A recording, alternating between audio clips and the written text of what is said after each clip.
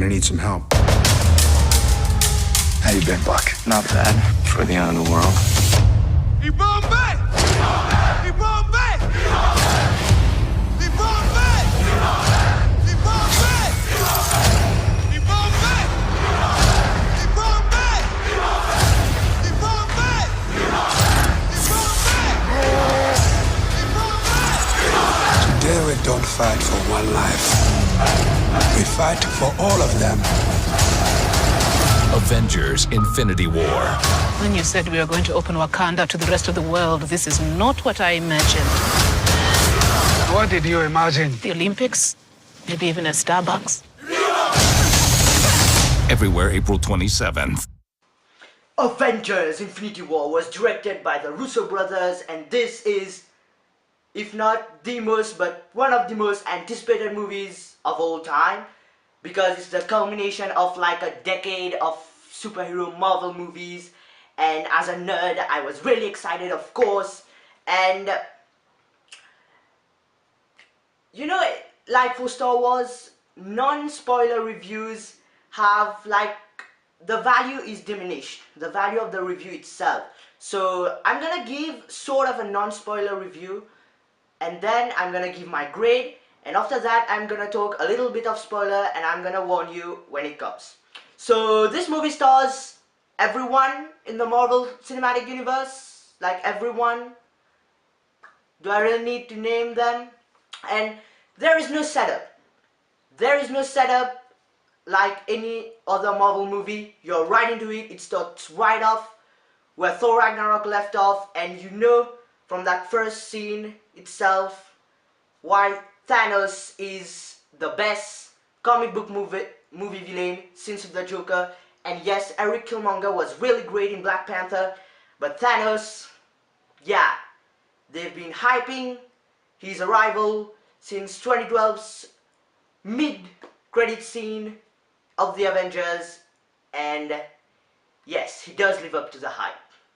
He is a force to be reckoned with, even without the gauntlet like in his hand. Like, it's always in his hand in the movie, but even though it's not complete, he still kicks a lot of ass. And you kind of, even his motivation, you kind of side with him sometimes. I mean, he's a mad titan, of course, and he is bad, but he's not like bad for the sake of bad. You understand his motivation, and of course the best villains are the ones you can get behind their motivations. The heroes are great, the Guardian of the Galaxy, the Avengers, everyone gives a good performance. The banter between people who are meeting for the first time, whether it's Doctor Strange and Iron Man, or the Guardians and Iron Man again, like Captain and Black Panther, everyone gives their moment to shine. I mean, some heroes definitely gets more screen time than others, but everyone gets their time to shine, whether it's just dialogue or action scenes. And that ending got me right here. Seriously, that was, I mean, when I'm gonna talk spoilers, I'll say more, but really great movie. Like I said, no setup, you're right into it, everything happens. Maybe it should have been a little longer, like there's so much that happens, and it's only like 2 hours and 29 minutes. I mean, if Avengers 4 is 3 hours plus, then fine. Else, this should have been at least 2 hours and 50 minutes something. And another issue is that the tone, I mean, they did their best. This is a gigantic movie, seriously guys. But they did their best for when there are shifting tones, especially comparing the Guardians to the Avengers. They did their best, but still sometimes you're like, something really intense just happened, and then you're like, yay, Guardians mood. But I guess they did their best for this really huge movie. And overall, we've been waiting this for 10 years. It does live up to the hype. Can't wait to see Avengers 4. I'm gonna give Marvel's Avengers Infinity War an A. Definitely see it when it comes out. And as from now, spoiler alert. Ready? Can I talk? Spoiler alert.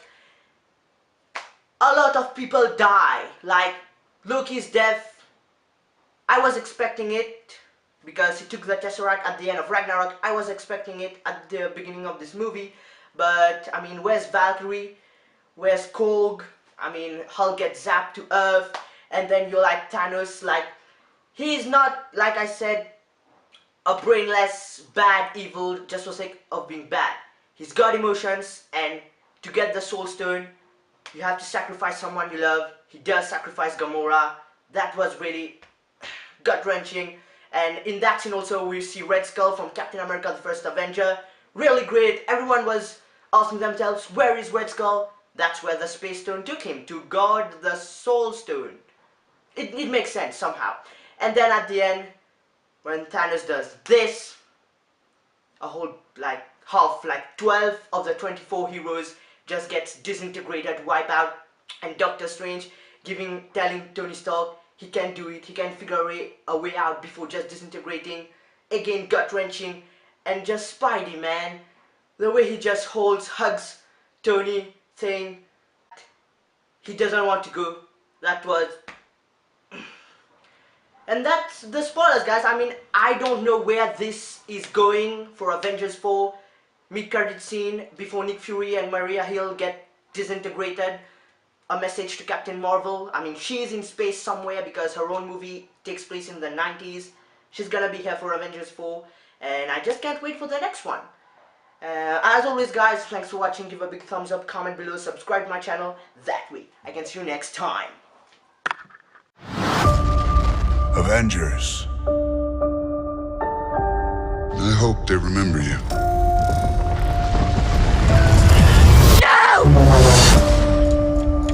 I do hope those that survive remember everything.